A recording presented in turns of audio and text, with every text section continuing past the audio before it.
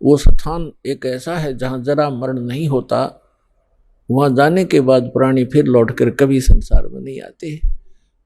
और वहाँ जरा और मरण नहीं है, वृद्धावस्था और मृत्यु नहीं है। और यहाँ दोनों डेफिनेट है।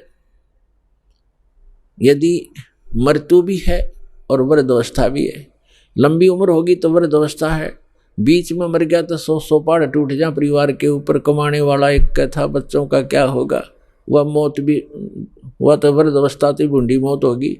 कहने का भाव ये है, जब तक हम परमेश्वर की शरण में नहीं आते तब तक हम काल की रेंज में रहते हैं, और जब हम कबीर भगवान की शरण में आ जाते हैं हम काल की रीत से बाहर हो जाते हैं। फिर उसका विधान हम पर लागू नहीं रहता, हम परमेश्वर की शरण में आ जाते हैं। और समर्थ की शरण में जो आ जाता है उसको फिर बाहर का व्यक्ति दुखी नहीं कर सकता। उसको स्वयं पता होता है कि इस आदमी के इस शरणागत को छेड़ दिया तो ये तेरा बक्कल तार देगा। तो इसी प्रकार हम समर्थ की शरण में आ गए हैं। आप कबीर भगवान वो समर्थ है, वो कादर परमात्मा है, उसकी शरण में आ गए। उसकी शरण ना त्यागना, इतना ध्यान अवश्य रखना।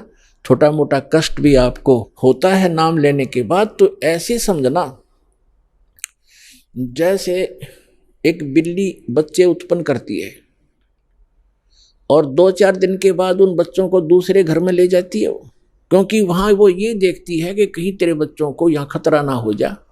और इस बात से उसके बच्चे भी परिचित होते हैं कि हम अपनी माँ के संरक्षण में हैं, और वो उनको जबान अपने मुख से पकड़ती है। इसके तीखे दांत होते हैं बिल्ली के, तीखे, और उनको पकड़ती है।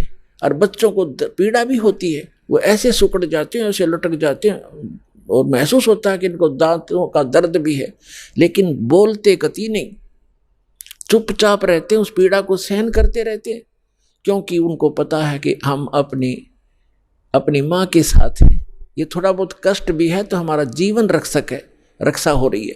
तो उसको उठाकर वो दूसरे सुरक्षित स्थान पर अन्य मकान में ले जाती है, सबको बारी बारी वहाँ पहुँचा देती है। कुछ दिनों के बाद वहाँ देखती है कि यहाँ भी समस्या है, तो तीसरे मकान में कहीं और ले जाएगी। और वो बिल्कुल नहीं बोलते, क्योंकि उनको पीड़ा भी हो रही है, लेकिन उनको विश्वास है कि माँ की मुख में हम भले ही पीड़ा हो रही है लेकिन हमारी जीवन रक्षा हो रही है। इसी प्रकार कबीर भगवान की शरण में आने के उपरांत आपको छोटा मोटा कष्ट भी है तो ना जाने आपका कौन सा पहाड़ जैसा दुख टल रहा है, ये विश्वास रखना, विचलित ना होना।